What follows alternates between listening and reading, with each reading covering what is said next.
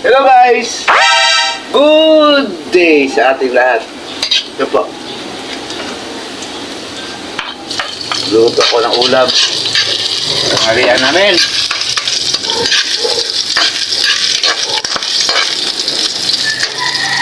Yan guys.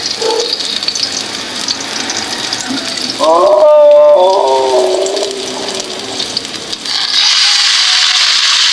my God. Ang dami ko. A few moments later.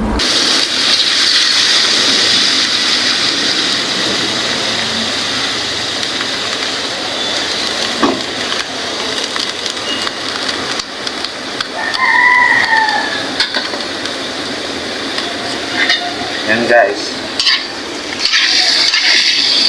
Halo to guys ng ano, manok at baboy.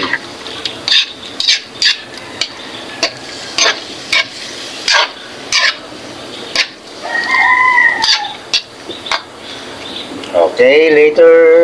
Yan guys. Oh. Yan na, nasabi ko.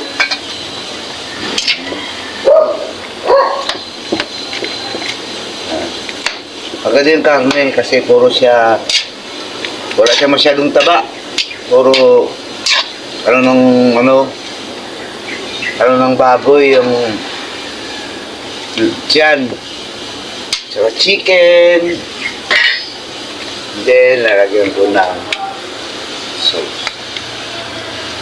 Yan.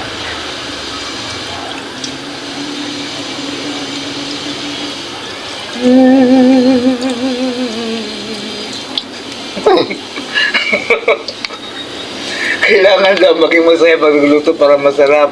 Yun ang sikreto. Huwag ka na nakasimangot pag nagluluto ka para yummy yung niluluto mo. Totoo ba yun? Totoo yun.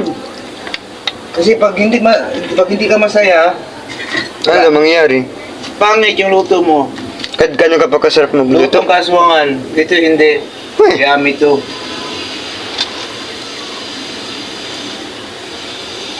Yan. Tapos, lagyan mo lang suik. Suka.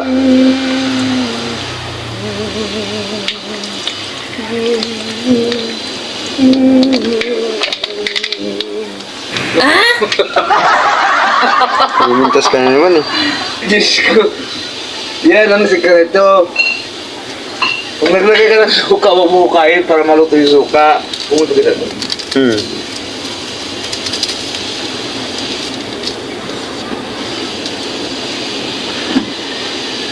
Yan ang secret ingredients.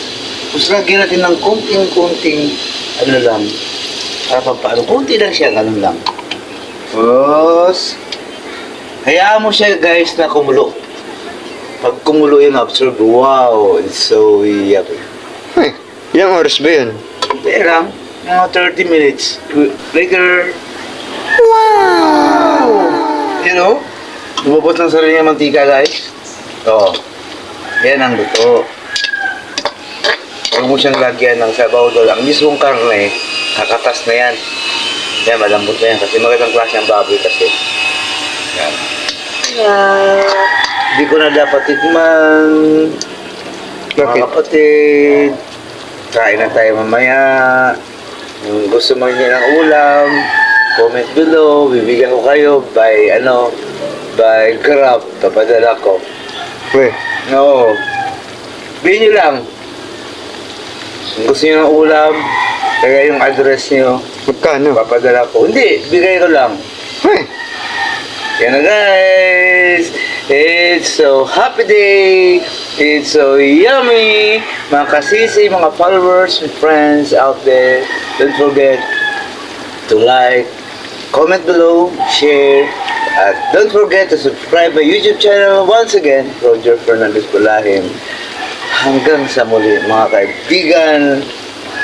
Isang masaya lang ako ngayon. Nasasawa ko siya. Yan po guys. Kain tayo. Shout out sa lahat ng followers, lalo ng mga followers kong mababait dyan. Alam nyo na kung sino-sino kayo. Shout out sa inyo lahat. I love you all. Bye-bye.